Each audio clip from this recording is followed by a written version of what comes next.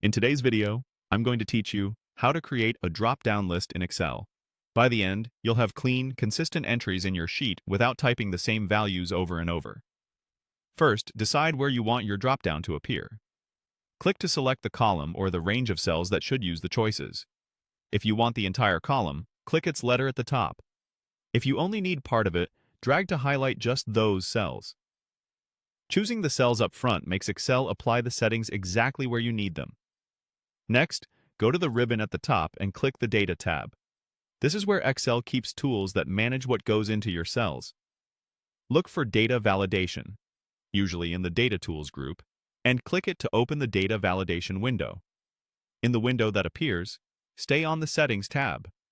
Find the box labeled Allow and change it to List.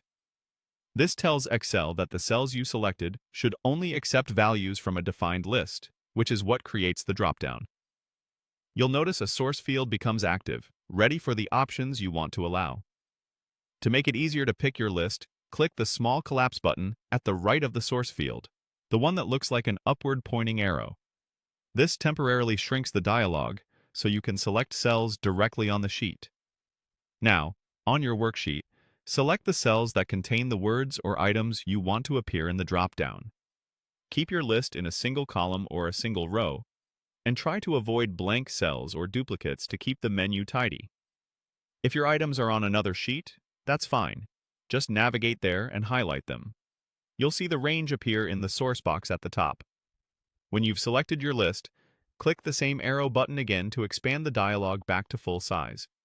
You should now see the source field filled in with the correct range reference. Finish up by clicking OK or Apply. Excel will lock in the settings and return you to the sheet. Click any cell you targeted and you'll see a small drop-down arrow on the right. Open it to choose from your list. If you later edit the values in your source cells, the drop-down will reflect those changes automatically. That's it. You've created a clear, controlled way to enter data, which helps prevent typos and keeps your spreadsheet consistent.